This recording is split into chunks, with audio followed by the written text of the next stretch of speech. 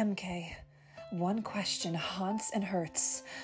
Too much to mention. Hello, listeners, and welcome to Top Oz Fandom Podcast, Down the Yellow Brick Pod, in our 7th season. Too much to mention because we are still at it.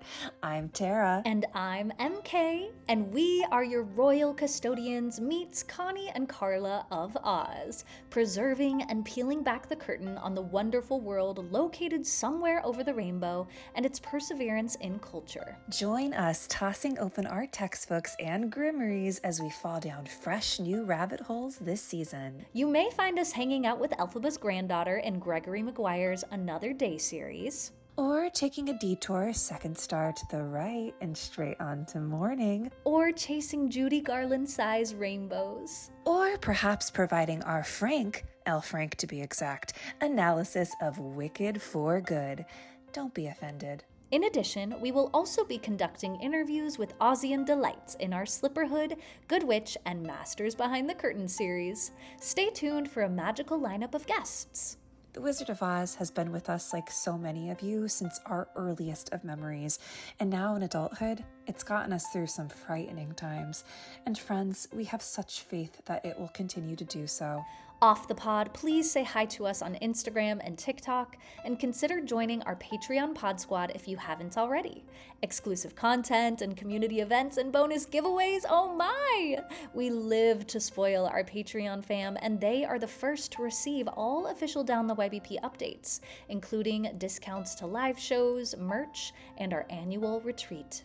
Sign up today with a free week trial at any tier. Your support makes the pod's dreams that we dared to dream really do come true. Now, may the world of Oz continue to be a bewitching escape in bewildering years, nostalgic and nuanced, and keep on changing us for good. To Oz, EmKay. To Oz. Chad Colacurcio is a New York, New Jersey-based theater artist who holds a BA in theater from Kane University, where he focused his studies on playwriting. His lifelong passion for the world of Oz and its many incarnations originally sparked his love for storytelling and writing.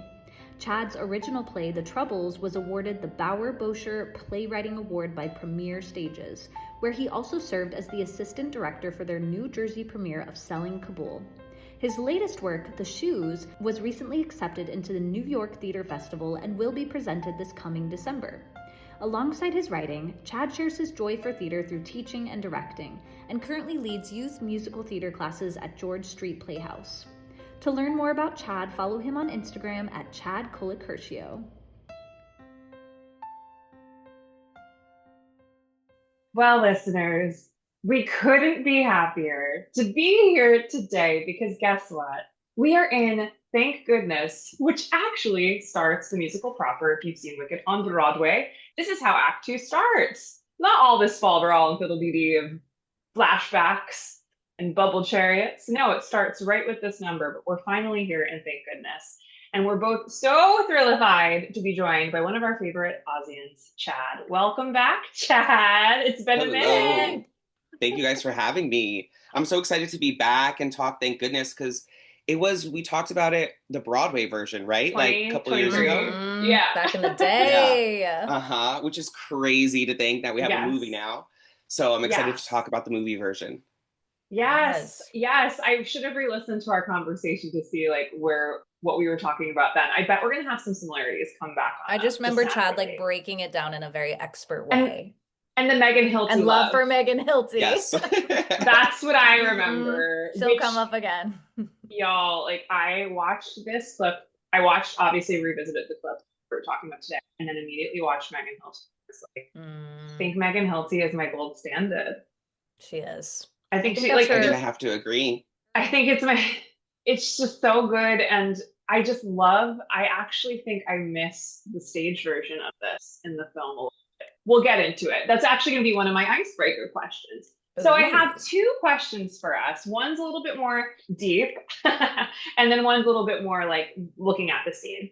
So you could take them in any order, but I'll start with the one that's a little bit more looking into the scene. So, your favorite shifts or changes that happened in this segment from what we know from the Broadway musical, or where you felt there's kind of a sort of cost, a couple things get lost. So shout those things out, like the things that maybe you think were missing from this. And then I mean, this is one of my favorite numbers of all musical theater. When I used to coach young actors and the song would come up, I would be like, this is the blueprint in subtext and like how to deliver a performance on subtext alone. It's just such a brilliant song. And it has to do a lot with presenting an external facade and having something interior going on that is completely different that you're hiding. So, for our deep question of the day, how has outward happiness helped you or hurt you? Sometimes I think it is a survival mechanism. When we put on the smile, it is so helpful, and sometimes it is not helpful.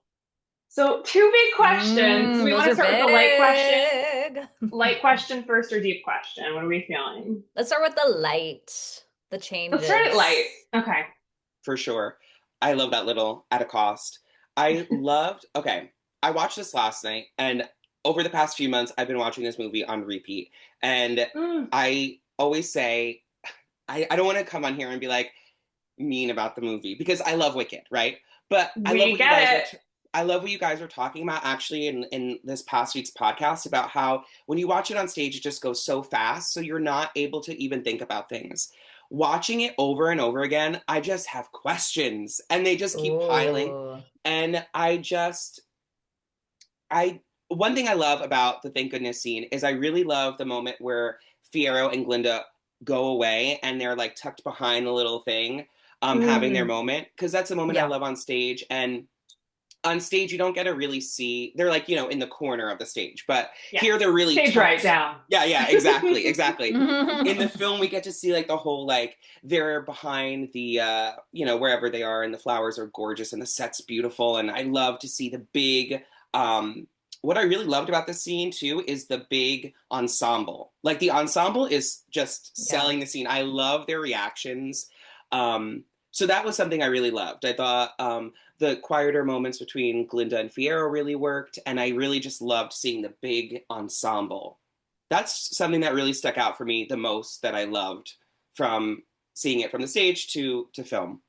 You know who also loved it? The paparazzi, remember? Loved it. Yeah, John mentions that in his commentary of like, this was not fun to try to shoot. They were shooting near a river and there were paparazzi like drones on the boats. There was drones and it got leaked. I remember the one image of like Michelle Yeoh like taking Ariana Grande and covering her and like, and I would be like, oh my God, what's that gonna be? Like, what's gonna happen? I think that was the first time we saw the purple dress too. Yeah, and her and Johnny Bailey in the little enclave moment, them like huddled together in a huge giant raincoat. Moment. The raincoat, I remember too. Seeing that sucks that they had to deal with that.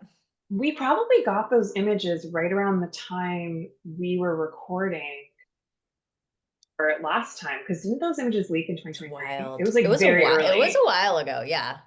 I think it was one of the first. Yeah, one of the first. Crazy. Weeks. I will reinvestigate that. But it was definitely the timeline. That was crazy. I'll do what I miss because I miss. Where will she strike next? Where will she strike That happened. Next? Yeah, but okay, here's my thought. Okay, you miss it going right into it. My overall thought is I personally think this little beginning of how like the Broadway show starts with Every Day More Wicked going straight into, she says, as terrifying as terror is, let us put aside our panic for this one day and celebrate. My favorite line. I know we get it earlier on, but it doesn't hit the same as it does in the Broadway show when it's like one after another. The sequencing, I will say that. And just how it all starts. I don't know. There's something about like, okay, which you have to do in a Broadway show where it's fast. It's like, okay, here's what's happening. We're picking up. We heard her belt defying gravity. We have to remember like flashing forward. Here's where we are. And then Glinda puts on that smile. And it Don't worry, works. everything's fine. It works. And Yeah. it makes me feel more ominous as opposed to I feel like this Mm. scene does just like start right away with like, let's celebrate. Everything's fine. But you're kind And of we're forgetting what's celebrating happening. the road Yes. It's all specifically. about the That's road. it's the major change. Like in the We're missing musical, some they don't, stakes, I think. it's all about the engagement. It's an engagement Right. party. Yeah. It's a surprise engagement party that Glinda is taking the moment. She's changing the tone. They're trying to deflect all the bad news that they've been having. But Yeah. in this, it's like they're actually celebrating the road opening. Then they're like, oh, engagement surprise on top of it. Yeah. I think I just like how it works better in the Broadway show. Do we like the road? Do we like the addition of the road being a part of this? I think it's Ooh. ominous. I'm not gonna lie, I do like it because I like when she puts the little keystone at the end. Yeah, It's that's just fun. such a Same. cute little moment. I really do love that. Button. But like, I don't feel like it had to be like, I don't know. I feel like she could have done that. I don't know. I don't know. I feel like they could have worked it out a little bit better because I do miss the like hullabaloo of the engagement like they have on stage with the banner coming down and it's like we're engaged because the banners just coming down are, about the yellow brick road. But I liked what Emily said, like, it doesn't feel ominous because right before that we have the whole Glinda scene where she gets the wand and then it goes right into thank Right. goodness.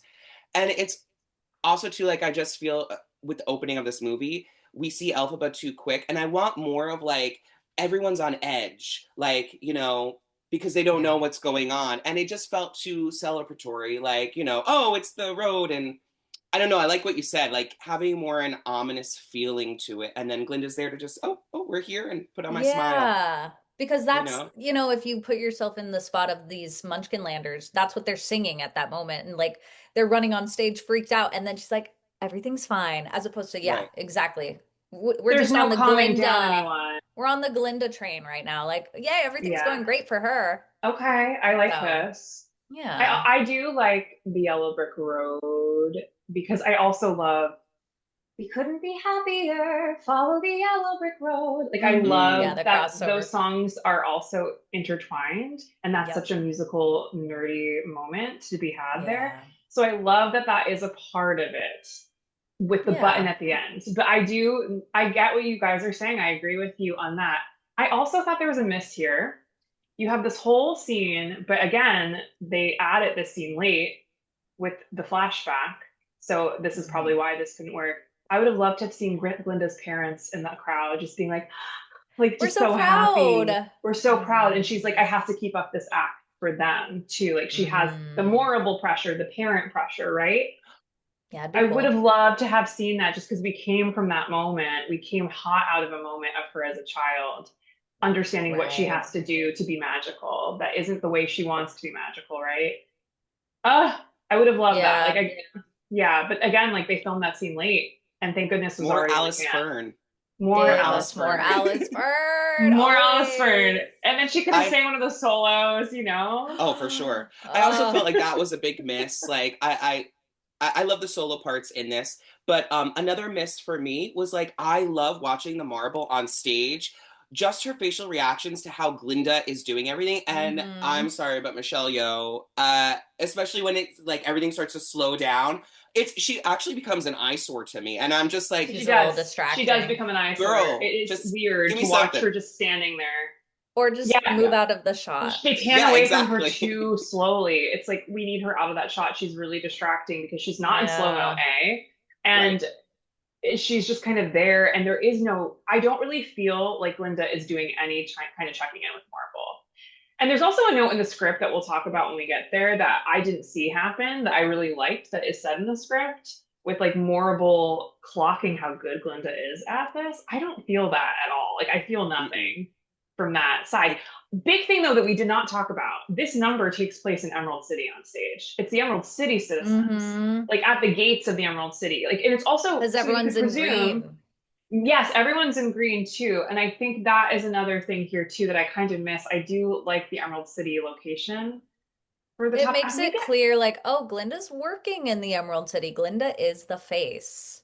Like this is more Right. so she's on her little tour traveling to the I wonder lands why. I guess they wanted to show where the Yellow Brick Road was starting, where not it where it was ending. starts, Mm. which I And get. I really think everything was built around that moment of putting the first brick Putting in. I the really brick do. in, I which I think that was love. maybe I a do love great that idea, moment. and they rebuilt everything around that. And then, of course, there's like little Easter eggs of the lollipops with the munchkins. I bet they also were like, we built this huge set of Munchkin Land with the 9 million tulips. We gotta use it We again. need to use it more. Yeah, Yeah, yeah. that's a very fair I did point. feel like her coming down into Munchkinland. I did feel like, okay, in this movie, like we've seen it already from the first movie because we know that's how she gets Hmm. into Munchkinland. I would have liked maybe a different way of her arriving. So it didn't feel, because at the end, then we also get her arriving back to Munchkinland, and it felt like I kept seeing the same The shot same like thing. a lot. And I was like, I feel like there's a better way to make her arrive in Munchkinland. I don't know how that Interesting. is, but Mm. I don't know. I don't know. I don't love the whole her just coming there and everyone's I don't There is know. something off about this number. That's all I can say. I was voice memoing M before. I was like, there is just like, I want to love this. And I know this is Ari's favorite song in the whole Her entire favorite song. thing. And I think her performance is delicious, but how it is shot is just not feeling fully landed. And I do think it's because on stage, this is one of Glinda's finest moments. It is staged Yeah. impeccably by Joel Mantello. That it's kind of hard to compete with that. So if you are such a fan of the musical, I do think I bet people don't have problems with this if they're coming into this fresh. But I do think if you have the history of the musical, this is The a bar is high. challenge. Yeah. Yeah, because how the ensemble is also staged around watching Glinda, it's all eyes on Glinda. I was so Mhm. distracted by other things in this where I wanted my focus to be only on Glinda. I want to see her little tiny cracks happen. I want to see her like maybe have a moment of like, I'm going to be honest with you all, and then her making that big switch. What I like that we get, I'm a fan of the confetti freeze moment. I know it's annoying that Morrible is there, And not the in ensemble's slow-mo, not, they're not in but I slow-mo actually either. don't mind that because I almost took it as, is this even really happening? Like, is this just in her mind? Like, this is a freeze in time and she's just having this moment. I liked the frozen confetti. I thought it was so pretty. The first time I saw it, I would like gasped. And it is cool that we get this like close up just right in those eyelashes, right on that Those too big face of eyelashes. Those Ari. eyelashes are too big. Um, Those eyelashes no, are also distracting. Oh my god, I I was just gonna say that, Tara. Very distracting. they're I'm quite sorry to say large. this. They're too large. I was like, what is that's what and you know what? They're gonna fly I will away. I will say this because when Tiffany was staying here, our dear friend Tiffany, she was staying here when y'all saw the movie in October ahead of its release. Hmm. And I was like, can you just tell me about Thank Goodness? Because I had so many expectations around Thank Goodness. I was like, did you love it? And she's like, oh, yeah, sure. And I was like, oh no. I remember feeling that immediately of like, that's the number for me in Act Two. Like, that is my Hmm. number. Over No Good Deed for me. I love Thank Goodness. I totally Um, agree. it just felt, yeah, distractified, I guess is the right word. Like, I didn't know where to look. I hate saying this because, like, obviously, I still think Ari is doing a vocal masterclass on this. And, There like, is one thing she does that I don't care for, but oh, I can't wait to you know hear. how I Ooh. am with some vocal You, choices yeah, sometimes. you have your riffs that you like and you don't like. Yeah. Is it Ballyhoo, baby? Is it Ballyhoo? Yes. Wait, How'd how I does know? she I know sing you it? well, way. Ballyhoo. We don't need that. I don't You think don't need Glinda it. would do that. It sounds great. It is Love very it. Ari. I It's don't very need it. Ari. You don't need it. Okay. And I I will don't be mind it. honest, like I'm a no good deed act two girly. So I'm like, cool, it was pretty. I know that's blasphemous for many people. I love Thank Goodness. I know it's yes, I agree it's one of the best written songs in musical theater, but I'm always like, cool, it was great. Let's move on to Elphaba. Give my girl a second. Dropped Give jaws. my girl a I second. like it. I'm not saying it's like something She bad, has bridges you to know. cross. I love the bridges to cross moment. But I Always. just get bored a little bit. Doing thank goodness. Yeah, it's just not Oh my my God, favorite I'm number in the so locked show. into thank goodness always. Okay, well I we'll like get it. into more. Let's get into our deep question. Let's connect to Glinda now. Okay, so how has outward happiness helped or hurt you? You can choose either one to answer. Mm. Ooh, I think it hurts me sometimes because Sure. I'm such an introvert. But also like I know I need to like, be human and connect with others. And so sometimes I feel like Linda in the moment because I can put it on, but it's not really who I am because I'm very shy. But like I said, I need to connect with people, right? I'm at work. I'm not gonna not say hi to people. But then when people get to know me, I feel like sometimes it's like because I'm like, oh, I'm just really a shy person. I don't like to go out. So sometimes I feel like it hinders me because I'm like, Mm. I do that Galinda. I put it on a little bit, which is actually horrible, and I shouldn't do that. But again, like I'm not gonna not be, you Survival know, mechanism. yeah, it's just how it Yeah. is. Yeah. And I just go there. I think it is a lot from like growing up too, and just having to please people because being queer and stuff. It's just your Mm. automatic mechanism. Um, so anyway, I feel like yeah, sometimes it hurts me, and I know that sounds crazy and bad, but again because I just am a shyer person. So then people just think, oh well, he's outgoing or whatever, and I'm like, I'm actually really not like that at all. So Mm. sometimes I feel like it hurts me. If that sounds Understood. crazy. No, that makes sense. No, Like it you're saying, totally like makes it gives sense. it sets a bar for who you don't really feel like you fully are Yes. all the time. Yeah, yeah, I that's think kind of that what I is was gonna going to be say. more Yeah, truthful to most people because who is yeah, happy all the dang time Hmm. yeah. I was gonna say in it's this helpful economy? in this economy. For It's sure. helpful because I do consider myself, that's just my personality is like very optimistic. That's genuine. That's just how It I, is very and genuine. I have discovered in my 30s, I'm like, no, that's how I survive in this world because I think if I didn't have that, I that's my survival mechanism is like we're going to get through this. Let's be positive, positive thinking, glass half full. That's just kind of how I was raised. Um, but it can also be exhausting too. And you're like, you know what? I'm not feeling this, or I don't feel like being bubbly, or maybe normally I'm way up here, but I show up to work and I'm here and people are like, what's wrong with you? Are you mad That's at me? what's hard, And you're right? like, When no, you I'm show just any other sign of not the giving like opposite. 1000% bubbles and sunshine. And that's also, I think it, and that's, I take back what I said about thank goodness. That's the subtext there of thank goodness, right? Is like then you are battling with yourself of, well, is that how I actually feel today? Or am I not allowing myself to feel the harder things of life or to feel the harder nuance part of this? Yeah. And that's been my crux and challenge, I think, in life is you're allowed to feel negative emotions. You're allowed to feel anger. Those aren't bad. And that doesn't mean you're like a negative person. Um, No. and not everyone puts on that same like face that you do, and that's okay. Right. It's a little well complicated. That's Complicated. the issue. And that's why the song Yeah. makes me so like in my feels because it's complicated. Like truth is usually really tangly Yeah. and mucky and it doesn't look pretty. Like it usually is more of a wart than it is a wonder, Hmm. right? Like so I think that's like when we do decide to lead with truth, we I think don't feel like great with that either too. No, I think Hmm. for me, I'm somewhere in between. Like I've had to I will share a little bit about like some of my journey that I'm on right now. I am on an infertility journey and it is a lot of having to put faith in stuff that I can't see. And I'm choosing happiness often, where I could see the crumbly land of just despair and dreams dying. I am choosing happiness, like actively, like it's a practice, and choosing to love the life that I am in right in this moment, and that I still have such a good life, even though there's this thing that I want with growing my family. It's there. I'm not quite there yet. I'm choosing to dig in and love. And I think it's very genuine actually for me, right? I don't think it's an act, but it becomes an act when I can't tell anyone this is hard. That's when it Right. becomes an act. It's when I can't actually share, like, oh my God, this is actually one of the most hardest things I've ever gone through as a human Yeah. being.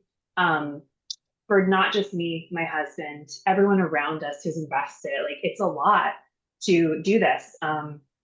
So, yeah, just to share that, like, I think for me, it is the outward happiness helps because it gets me through the days and it keeps me in a really positive place.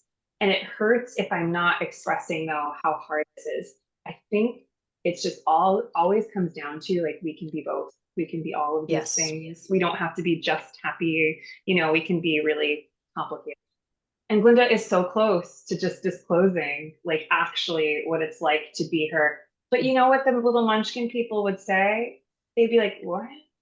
Like if she They they'd can't be hold like, space for the no, complexity. Yeah. no, that's not what they're looking to in their leader at this moment. So I do think she makes the right choice to kind of power through, and she's not even fully there or processed yet. So to have like a whole moment where she's not even fully there or processed in front of everyone, that's a lot. Hmm. Um, yeah, No, so that's what I will thanks for share. sharing that.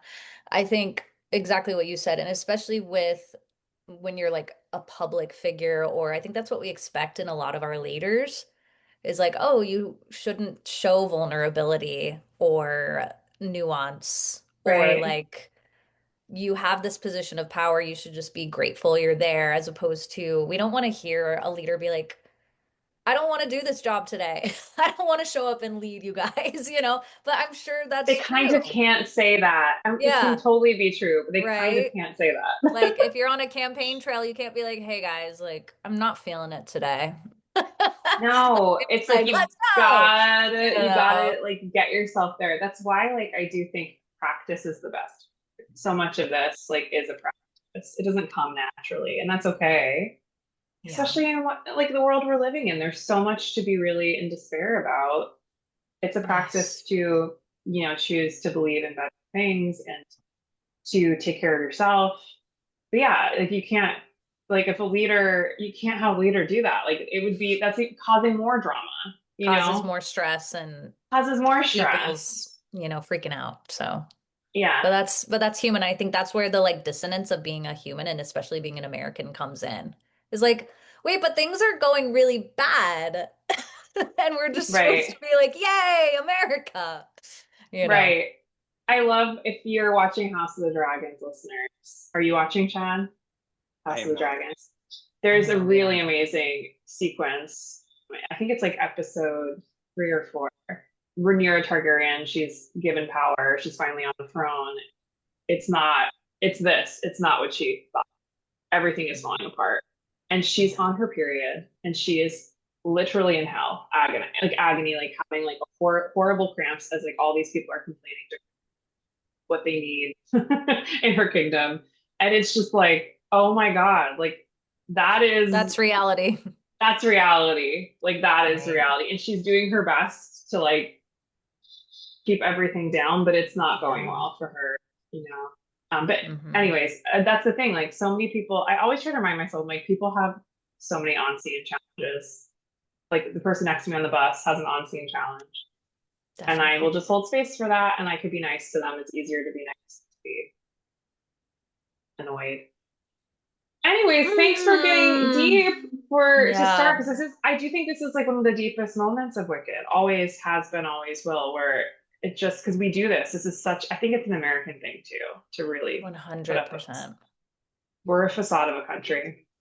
I think it's one of the strongest moments in Act Two. I know everyone loves No Good Deed. Obviously, it's a great banger, but I think Act One is just so solid in the book writing, and we lose a lot of that in Act Two. And I think this is a moment, especially for Glinda, where it's just there's a lot going on for her. And then as the show keeps going in Act Two, it's kind of just like, I have a lot of problems in Act Two. But I think this is one of the strongest moments Same. in Act And Two. I love it. Yes, Yeah, yes, yes, yes. Okay, well, great. We're gonna get into all of this more and more as we go. Like I said, libretto's up, the movie script, the Woo! film script, the screenplay is up. But yeah, let's get into the episode. We'll see you there, friends. Welcome back, dear listeners. Thank goodness you are here. Thank goodness Chad is here to help us break down this scene. Before we dive into our rabbit holes and our screenplay and our Broadway script libretto, let's dive into our bullets. All right, Tara, you want to kick us off? My bullet.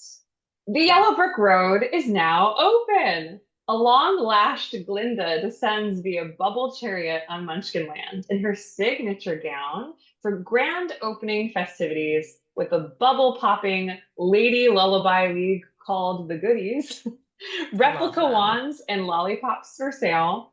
What is this noble collection that is on display? And an unassuming Prince Fiero, shocked to learn that this is also his engagement party. Surprise! But Fiero's wizard serving facade is showing cracks. His smile barely there, while Glinda tries to smile even more for the public, gripping to a fairy tale plot as tightly as she can and buying into her own happy propaganda. That's it. I love the replica wands. Those were making me laugh. Oh, I love them too. The citizens That's a just like callback. holding their little wand. That's such a callback. They wanted to have, remember, they So wanted to cute. have like Silver Slipper merch at the top of Act One. Like Mhm. in the first sequence of No One Mourns the Wicked, like there being like Dorothy Gale merch. So Like that was funny. an old idea from like scripts upon scripts ago of the musical proper. Dreams. The merch. The merch of it all. She's like a Broadway show. No, it feels like we're at Disneyland. It's We're like at me like with my Beauty and the Beast Universal. mirror at Beauty and the Beast, being like, 100%. Oh my God. Okay, here we go. Bullets. The purple dress is here. Applause. Glinda descends in her new traveling bubble contraption to the cheers of the Munchkinlanders. Fiero has now been appointed captain of the guard, and he is ever on the search for Elphaba. All roads now lead to the wizard, whether you like it or not. Also, guess what? We're engaged! Surprise! Glinda sings of the celebration that will be had today. Thank goodness. Glinda and Fiero hide behind the stage where he says, "You can't resist this, and you know who could." With some light finger acting, Glinda asks him if marrying her will make him happy. Luckily, Fiero's always happy. She runs after him back on stage to the applause of the adoring crowd where confetti freezes in the air, and we get her inner monologue about the battle between her public and private personas and the cost of her new position. But everything ends with a high soprano note, colorful fireworks in the sky, and Glinda placing the final yellow brick into the center of the road, connecting all of the roads, for better or for worse. It's kind of like a gender reveal part. Here's in the sky the color things. She's like, woo! Like everyone's having a rainbow, and there's Everyone's confetti. having a rainbow. It's a gender reveal. It's just a really That's what Thank Goodness is all spectacular about. gender reveal party. A Yellow Brick Road gender reveal party. Wow. There really is something so satisfying about the way she puts the wand on. I don't know, it like unlocks something in my brain. It like scratches a great itch. I think For the sure. whole entire staging of the film Scene. was based upon, around It's this about moment for that this moment. scene. Yeah. I do, because I think it is the best thing in the whole. Really satisfies me. Yeah. Yeah. Yeah, it's great. And that sweet Okay. munchkin who's like, here you go, Madam a Brick. It's just like so. Madam a Brick. Madam a Brick. It's just Like, thank you so they're much. so musical theater. I love it so much. Yeah. Yeah. All right, It's a well, good let's moment. get into some rabbit holes that we may have had. We did discuss the Mhm. changes and the engagement being the major change. This being traditionally an engagement party in Emerald City, the engagement party is kind of another added bonus now. A surprise for poor Fiero, who's standing on guard in this moment. Can you we imagine have- being like, oh, we're engaged? What? No. But and that's where I Like- feel like on Broadway it makes it like it's like, oh, we're engaged, and for Fiero it feels more like what's going on. But because we have the celebration of the Yellow The Brick Road, it gets a little lost. And I feel like that's a big moment there. Like that's, I don't know, I just feel like it's a little lost in the shuffle in the movie. Mm. Understood, yeah. Yeah, there's something a Totally. little bit off. I agree. We have the debut of the signature gown. I'm not a fan of the gown coming in this soon. I want it that off the shoulder, like pink and Which green one? number. The one that we didn't see. From the poster. Yeah, the Like the poster cupcakey image. looking one. Yes, I know. wanted that. I will The forever petal. be sad we didn't get that. Petal. Petal by Ariana Petal. Grande. Her new The album. petal outfit. I want that. It felt more like, her world tour, more like business attire, even though I Press mean tour, it's a yeah. full regal gown, but it felt more like a press tour. Yeah, that's the word I was looking for. Yeah. Yeah, it's like a nod to what is happening in the stage show. When would we want that dress to appear? After the wedding? The pink and green petal No, outfit? sorry, that like this purple one. If it I doesn't guess appear here. when the house lands. Oh, and the house lands, yeah. Because we have a two bubble gown. We have two bubble dresses. We have pink and Right, we we have the have pink this one and the lavender purple. blue nod to the Lavender. Broadway. Yes. And I do love the choice of having this gown that is a little bit confused. It doesn't know what color it is. I kind of love It's that. kind of all different, Yeah. yeah. It's saying hello to Broadway Glinda. It's a purple, which I think because It's like Glinda a does lilac. change the most, like she embraces a bit of a color shift. She does have more of an arc, I think, in the stories than Alphaba does. Um, Sure. And purple signifies royalty. It's like her new royal position. Paul Tazwell does talk about this dress in the Hollywood Reporter. He says he didn't want to use pink for this dress because obviously we had the pink dress from the beginning of the film. So he wanted to adopt the lavender and blue iridescent quality that's reflected in the original Glinda dress from the Wicked Broadway musical to give a nod to that dress. But also with the classic shape, I'm still giving a more old-fashioned or less evolved Glinda to give a step toward. Also, kind of a callback to the Billy Burke shape of the dress. yes, it is totally.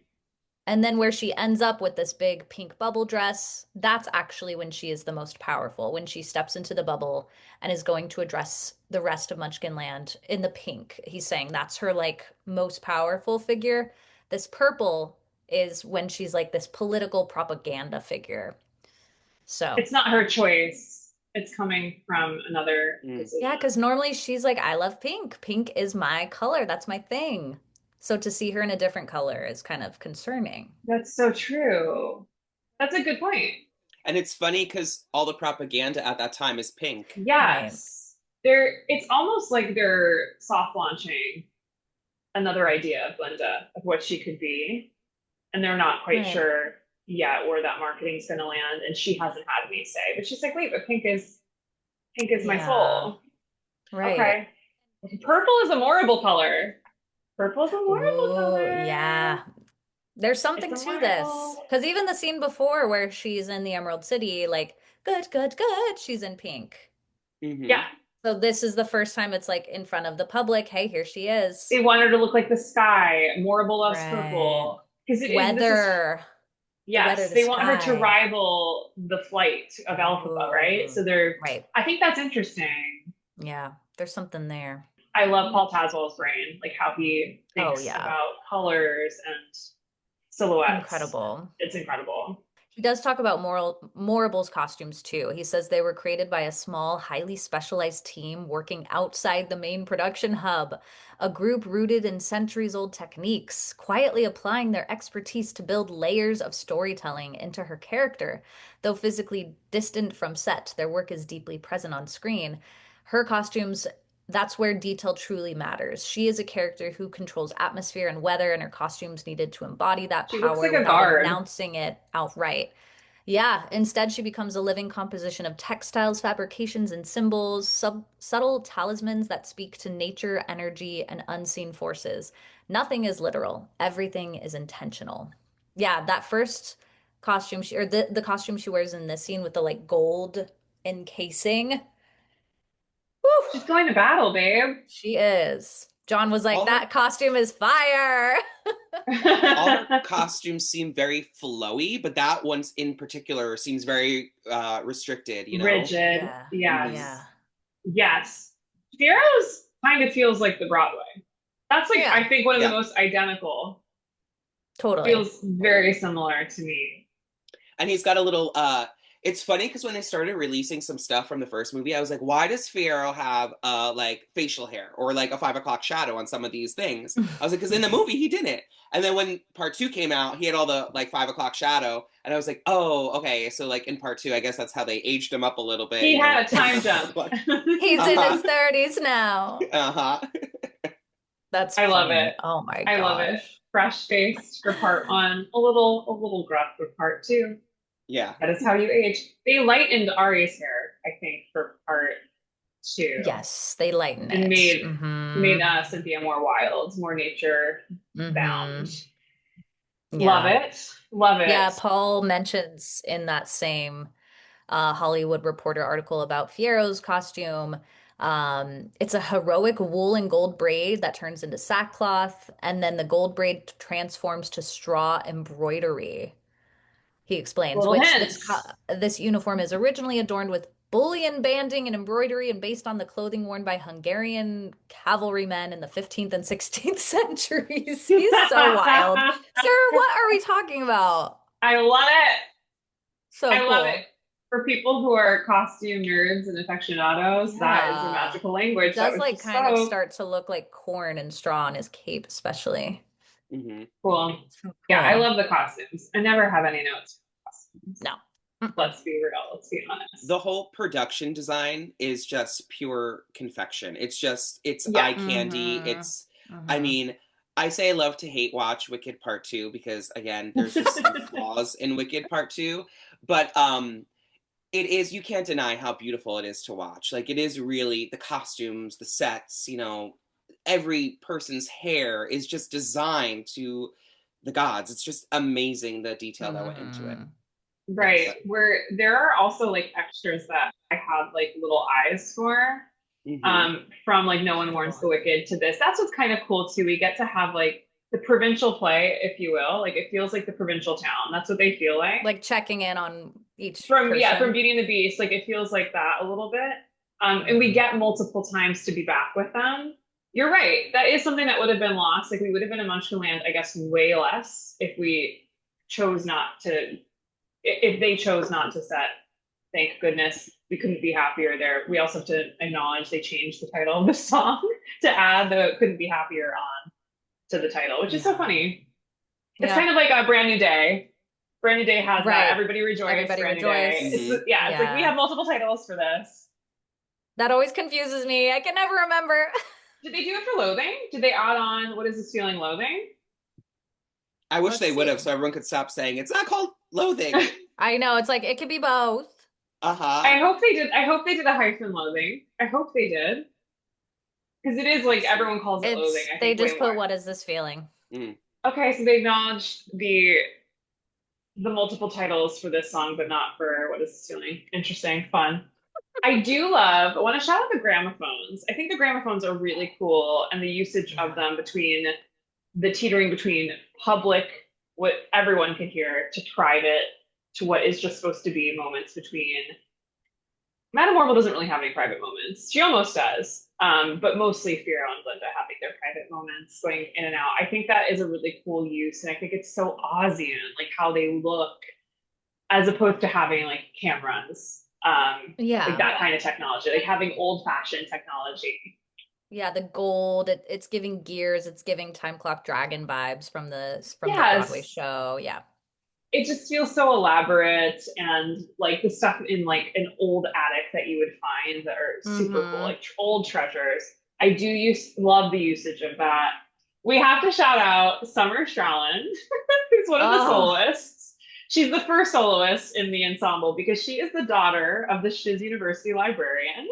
oh So just want to my give her a shout gosh. out. So the I Stralland love family her. is pretty legendary on the West End. They've been in a million musicals, like all of them do theater. They're very Von Trappy. So But cool. Summer, her notable theater credits include Meg Geary in Love Never Dies and Oh, Maria Von Trapp in The Sound of Music stop and the it. revival. Stunning. Is she the Absolutely one stunning. who Snake as easily as this or She's Shelter the giving her first. food and oh, she's the first. The I first. hear she has an extra eye. Yes. Oh, That is Summer okay, Stralland. cool. Yes. I love that. Nice. Fun little connections between an extra from part one to now, Yeah. which is great. I love those soloists. Cynthia was so Yeah. excited about this family because she's like, they are West End royalty. Like, Oh, I'm she so knows. happy. She's yeah. Yeah, I'm so happy that they're here. Because you have to remember, Cynthia's career began on the West End. She probably has worked with multiple people who are in the ensemble of this in productions. Maybe her Crazy. sister act, maybe, all the productions that she did before she became this big Hollywood star. Mm-hmm. I love how they shot those solos. Like the one starts, but then they just kind of zoom back and everyone Mm. layers on top. But if you watch it, you could still see that first soloist kind of just peering, still center on the screen, but everyone's just kind of on top of them. Oh, it's so good. I do love that one little Yeah, part. I that's do a good too. moment. I wish the soloists were a Mm-hmm. little bit louder. They feel very quiet. I want them to be louder. Like The ensemble's like, ah! I More hear the the music. score. The score, like Yeah. the underscore is like really, really loud. But I love the Interesting. soloists. It's a great moment. I'm glad that wasn't cut because we obviously had another. It's a We're good gonna get moment. into the cuts. There's some cuts that did happen there, but none for the soloists, which is great. And then Michelle Yeoh has her little solo, which I Can you talk was about? sharing Yes, with please talk about the Tara. solo. So Talk about normally Michelle it's Yeoh. normally that line is finally finally a day that's totally wicked, which starts up high, go Finally, a day down. that is totally wicked witch free. Yeah, that's more Yes. the key. But she does down the octave and then ends in the same spot. Finally a day that's totally wicked witch free. Oh, I don't like it. kind I of don't like kind it. of wild. What a ride. What a It's like, ride she hey, Hmm. here's takes. an alternate melody. Again, where is Again, Miss Coddle? where is Miss Kyo Settle? Where, like, Miss why? Coddle. So Not a we did get a lot good. of people messaging us over our like conversations thus far of what happened to Miss Coddle. And some folks have linked, and I did find some AI generated takes like from Google Gemini saying that there has been discourse, but I can't find like an actual quote or article saying that like Kiala doesn't want to sing anymore, like in movies. Like she wants to be separate a Really? little bit away from that. Then I was like, don't cast Kiala Settle in this role then. I'm like, this is too confusing to In the have biggest this musical. presence in one of the biggest movie musicals of all time. Why is she here? I think I will say we had expectations on her because of who she is. If this was anybody else, we wouldn't care. You know what I So mean? We'd be she like, said she doesn't want to sing in movies? there is like a little bit of like discourse. It's a social media discourse around her stating, and maybe in some like interview, that she's like, yeah, I want to focus more on acting. I can't find Okay. the source of this. We had people coming to us sharing this with her, sharing this about her, saying that she is trying to separate from only doing musical movies. It's like, then why do Wicked Okay. at all? That doesn't make sense to me. I don't Right. think that's real. Like, I think there's something messy in that information. Obviously, I can't Yeah, I even feel find a like real you'd source. be like, oh, I don't want to even audition for that if you Right. don't want Like to that just sing. why are you in this? Like it doesn't make any sense. Because I think I shared I think it was the episode that's already out, Chad. So maybe you already heard me say this. Like I would be fine with if they had made her like the puppet. Like she's like the puppet master. She's the one who like rallies up the crowd, right? And like she instills the crowd with that fear mongering and manic energy, Mm-hmm. the I mob feel like we're missing mentality. that. I We feel like don't we're have it. missing no, and like nothing from Michelle Yeoh, like not even a glance, like nothing. Wicked Witch! Wicked Uh-huh. Witch there! That's Yeah. coming up. It's That's coming like up. I can't. Wicked Every time you Witch. hear her say Wicked Witch, take a shot. It's like I can't. And it's like so lackluster. Yeah, like I think Michelle could have worked. This Hmm. version of what has been presented, I bought it for Act One. I'm not buying it for Act Two. I do think it could have worked though. I just think they missed some opportunities to really fine tune that relationship between Miss Coddle and her. And I would have loved to see her magic be scarier, her be more of a snake, more of the like, you listen to me, like more of that like intensity coming from her. And like Total miss. let her be a full villain in this film. Let her be a full villain. Like, why not? We already know. Hmm. I think that's why the moment when she's singing, thank goodness, and she's just kind of there in the background. I'm not scared.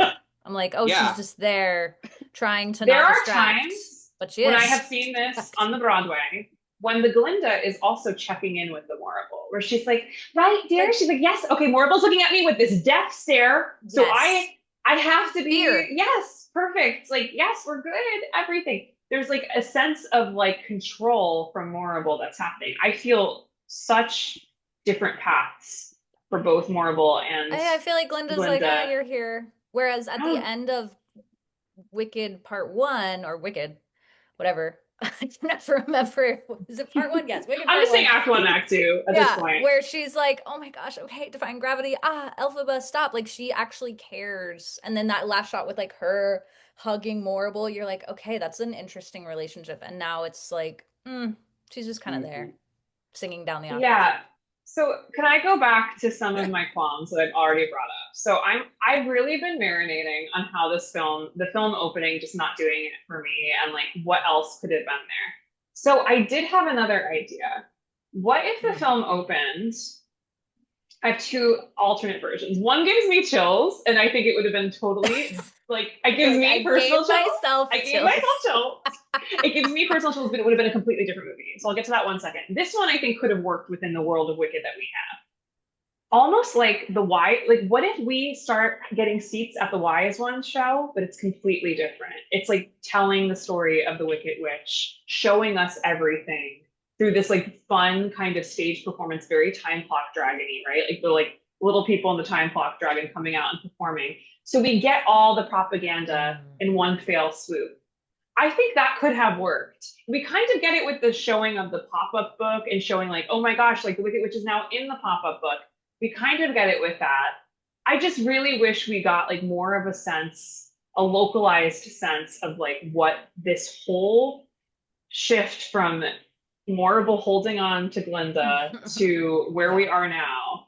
We just could have seen that mapped out. And I was like, maybe it could have been like the Wise Ones play is now out. This propaganda play is in that you have to go see when you go to the Emerald City that shares all the fear around the Wicked Witch.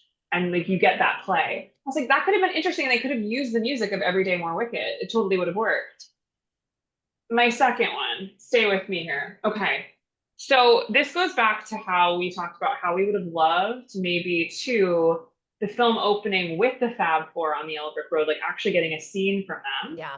It's so and cool. like seeing the stalking of Elphaba, not seeing her face, seeing Elphaba, not seeing Dorothy's face. But here's okay, I'm gonna give myself chills again. I already feel it. Okay, so we see the Fab Four. We're overhearing conversations. We're in Elphaba's POV. Okay, we're overhearing some stuff, and then all of a sudden Elphaba hits a branch, and it scares them. And then we just see Dorothy's face. She looks, and then it cuts Wicked title card, and we're in Wicked for good. Oh, I Like like that. right? I have goosebumps. A subtle like something's about to happen. Yes, like we see Dorothy's face, and then that mystery can be gone, and all of us can go, yes! Like we'd Oh, all that be would have like, been cool. so good. We would be fulfilled. We know that's coming way down the pike, and Wouldn't then that they be could fun rewind to us have back. it? Yeah, to have it because that's what Gregory does in his novel. Straight away, that's I how it opens. I am obsessed with I that have scene chills in the as book. well. You're a Thank genius. you. Crucified. I'm so excited. My follicles are screaming. My follicles are screaming over that scene. So yeah, that's like another option I'll put out there because I think Cool. my Wicked that I wanted, I'm just gonna stand on this, is one with Dorothy's face and Dorothy being an actual character. That's a Wicked I wanted for the Sure. film. I'm good with her being a silhouette on Broadway. I think it works impeccably. For not for the film for me. Not for the film for Well, I think it's hard because the film, it's almost like they wanted like started to go there and then stopped. It doesn't go me. This far is our enough, whole theory, you Chad. We think know. they were torn and they decided to just cut it I all. think there was a lot of fear of doing it wrong or who's playing Dorothy or what the Judy Garland of it all. Like, it's almost like Dorothy's this holy character that Mm. it's like, okay, we're not allowed to She doesn't actually have show to her.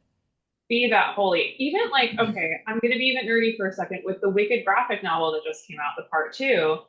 The reveal of Dorothy in that book is brilliant. Like you see the little girl come out of the house and you're like, there she is. I see her. Like it's just so Hmm. nice to see her as a secondary character. I know this isn't her story. Right, but she also is a big part of the story. If she didn't show up in Oz, what would Yes. happen? And like that is my favorite part of Gregory Maguire's Wicked is Dorothy just wants forgiveness from Elphaba at the end of the day. She had this horrible accident and took her sister's life and she feels the weight like a human. Like she feels the weight of that. I just would have Hmm. loved something with that. But anyways, those are some side roading off tangents because I'm still like in the conversations online. People are really engaging with us, which is great. Love it. And everyone has thoughts and There's a I lot of love A lot of There's a lot of thoughts. hot takes. Some I very much disagree with, like someone saying Bo and Yang ruined the entire movie. I was like, what? Wait, what? That is not How? a He's take for barely in me. it. That's just a take I'm gonna say. I don't He's know. Then that's barely your in own it. issue with maybe Bo and Yeah. Yang's humor. Like I don't. He's barely in the Right. film, Maybe you're not a Bowen fan, which is fine, but he doesn't which is ruin the fine. film. I just, again, folks, like I know I'm not. I can't. I'm not trying to be the internet police. I don't know. Bowen could read that, guys. Like, is that how you want to? I don't know. Like, I Mm. just like that's not helpful. That doesn't do anything. So what if it's your opinion? Do you have to put it in the comments? I Right, don't know. right. There's just other ways to I don't say think I would that. ever say someone ruined an entire No, film. no one ruined I'm this a film. This film big is still Les enjoyable. Mis fan. I'm a big live musical Les Mis apologist. Do I like Russell Crowe's performance? No. Should Norm Lewis have played him? Yes. But did he ruin the whole film? No. And Should it have like, been Norm Lewis, correct? like no disrespect to Russell. It's just a different, it wasn't my vibe, and that's okay, but I'm not gonna be like, this is the hill I'm gonna die on, you know? Something that really bothers me about this opening is we see just Elphaba right out the gate.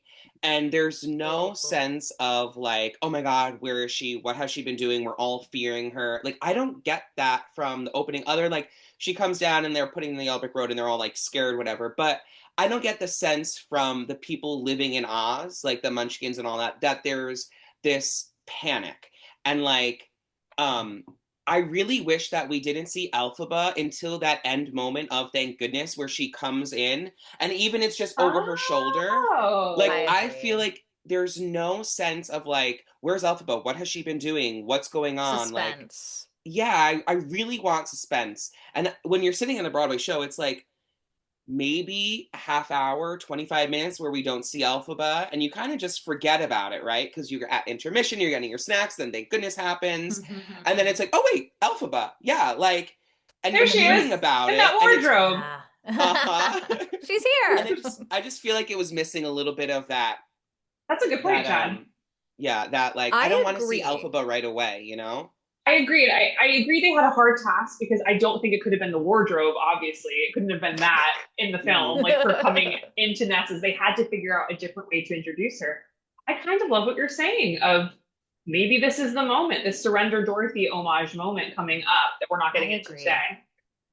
It's Okay. almost there's on one side I'm like, okay, I like the superhero it feels very superhero Marvel. Like, here's our hero, Yes. woohoo! But that's not really Wicked's vibe and tone, the tonal quality of Wicked. And I maybe that's know. why Thank Goodness is falling.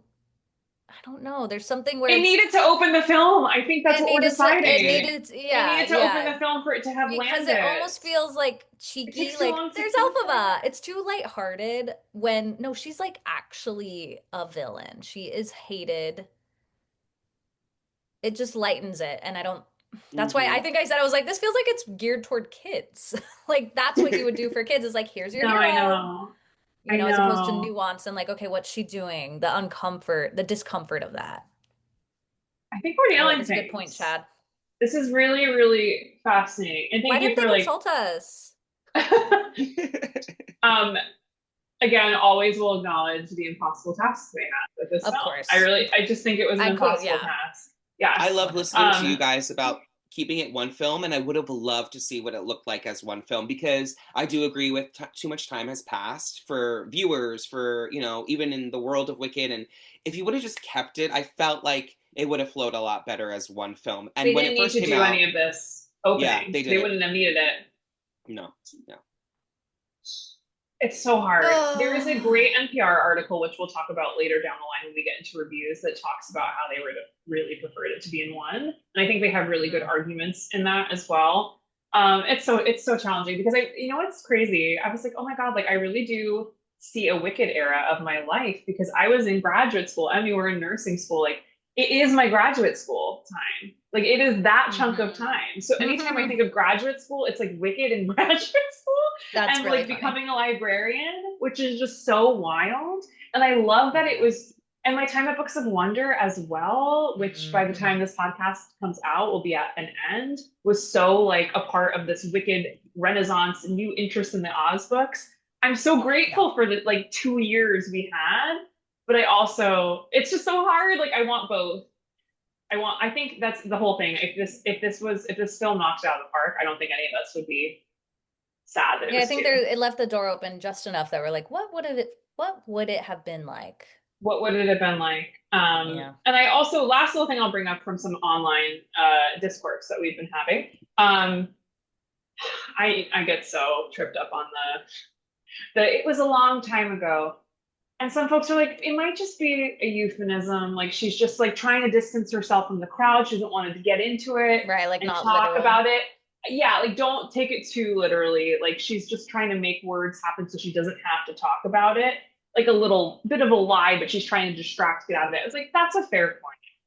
That's a fair point. So I'm always appreciative of anyone who has an opinion that is kind coming into our it is a kind criticism. I could see that. And I relate to that's what I relate to about Glinda is like she might feel awkward and she doesn't want to open up in those moments. So she says these things and then it's like, oh, well, I didn't really maybe mean it, but it's just I'm too scared to open up myself, you know? So I'm just gonna keep it moving kind of thing. And that's something that I always connected a lot with Glinda. So yeah. Just gonna keep it moving. It's so true. Yeah. It was a long time ago. It was a long time ago. Like I don't want to get into that. It could just be like a little throwaway line. As opposed to it was 12 years ago. You're Angelina Tagliaferro. I need you to get off your time jump horse. No, I do the same thing. I'm like, if you said the word, I'm gonna take it literally. I'm gonna take it very literally. Yeah. Last little thing I'll share before we can fully dive in. This is Ari's favorite song. We talked about it a little bit, but this is her favorite song. Talks about it on the commentary. Yes, and like, did Stephen write this song for Ariana or did she write it for Glinda? Is what she feels, and it is so. Like, she is one of the most public presenting pop stars I think of our generation. Who has been through a lot. We've publicly seen her ride a roller coaster, and she continues to. I just show took up. that literally too. I was like, wait, which roller coaster? Many roller coasters at Universal. Because I'm thinking parks. of the donut situation. So I'm like, wait, was there a roller coaster? We've seen the donut gate. We've been with her through some things. We've been with her through some things. The shooting at the concert, the bombing, yeah. Didn't her the bombing, her boyfriend pass away too? Yes. I don't know a lot about her, but yeah. Yes. She really is a modern day Glinda. Yes, she connects completely to this. And I think that's why also I was very excited to see her do this because she doesn't like to do anything. Like this is her life. It is so easy for her to step into this. Stands out of her doing this is the one at the Wicked One Wonderful Night. I was just going to ask you, do you guys prefer that performance or do you like the movie? that one better. I like that one too. I like that one. And we felt so privileged because when we saw it, we were like, oh my God, no one has seen her do Thank Goodness. Yeah, I remember my whole body was covered in chills. And it was so simple. And like oh my God, the arrangement. That arrangement was so stunning. So pretty. Everyone was like, prefer that. When she did the bridges thing. Oh. I listened to that one more. I remember it ending weirdly. Because it's a hard song to come out of without because normally it's like true. Yeah. And I remember being like, oh. But I think she repeated something.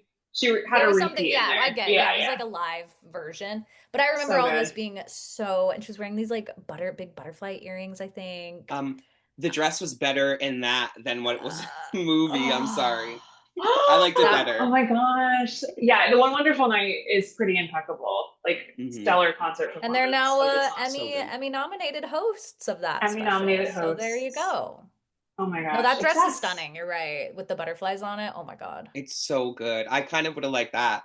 I really do like I guess that's more of like the wedding dress vibe with like the butterflies cascading, but I love it. It is. Yeah, it is. I totally see how she can relate to this song. 100%. Thank you so much for listening to part 1 of this episode. Stay tuned for part 2 dropping this Wednesday.